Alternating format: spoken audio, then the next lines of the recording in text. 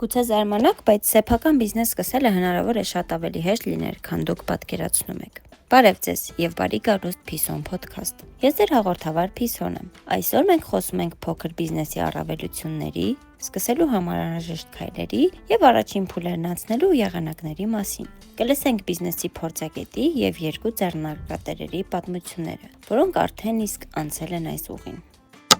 Որպես փոքր բիզնես գրանցվելը, հատկապես հարկային տեսանկյունից, սովորաբար ամենահեշտ տարբերակն է։ Անկախ նրանից գրանցվում ենք որպես ԱՁ, թե ՍՊԸ։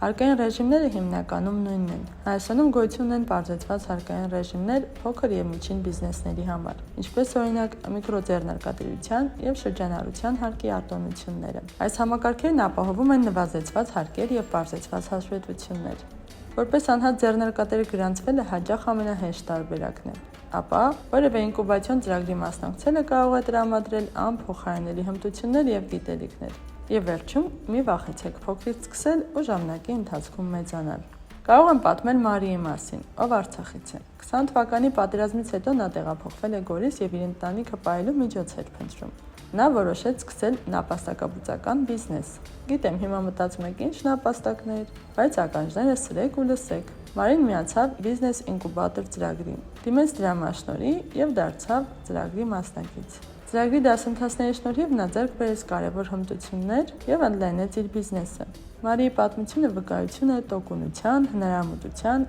եւ կամքի ուժի մասին։ Նա ընդգծում է, որ նման մարտահրավերների առջև կանգնած մարդիկ երբեք չպետք է հանձնվեն եւ պետք է շարունակեն ձգտել իրենց նպատակներին։ Եվ գիտեք ինչ, Մարին մինչ այդ երբեք չէր մտածել բիզնես պլան գրելու մասին։ Իսկ հիմա նա մեծ երազանքներ ունի իր նպատակի մսի բիզնեսը ընդլայնել մինչև Երևան եւ ավելին։ Մյուս պատմության հերոսը Զիտան է, նույնպես Արցախից։ Որպես այրիացած իրավաբան, ով տեղափոխվել էր Երևան, նա դժվարությամբ էր աշխատանք գտնում իր մասնագիտությամբ, ուստի որոշեց հետևել իր թխելու տաղանդին։ Զիտան սկսել է տանից։ Սկզբում ավանդական արցախյան քաղցրավենիքներ էր պատրաստում, փախլավա եւ գաթա։ Հետո նա իմացավ մի ինկուբացիոն ծրագրի մասին։ Մասնակցեց դասընթացների, զարգացրեց իր բիզնես գաղափարը եւ ստեղծեց բիզնես պլան։ Նա նույնիսկ ձեռք բերեց նոր սարքավորումներ եւ ընդլայնեց իր արտադրանքը։ Որպես ծրագրի մասնակից նա ձեռք բերեց արժեքավոր գիտելիքներ հաշվապահության, ֆինանսների,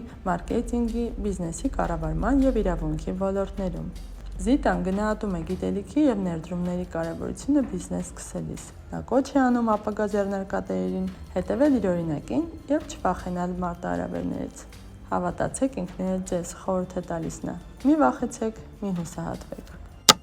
Եթե ուզում եք իմանալ ավելին, ապա այցելեք Frontline կամ լսեք Փիսոնի այլ ոդքասթներ։ Ինչպես միշտ, նոր բան սովորելով նոր հնարավորություններ ենք բացահայտում։ Ձեզ հետ Փիսոն էր, կհանդիպենք հաջորդ անգամ։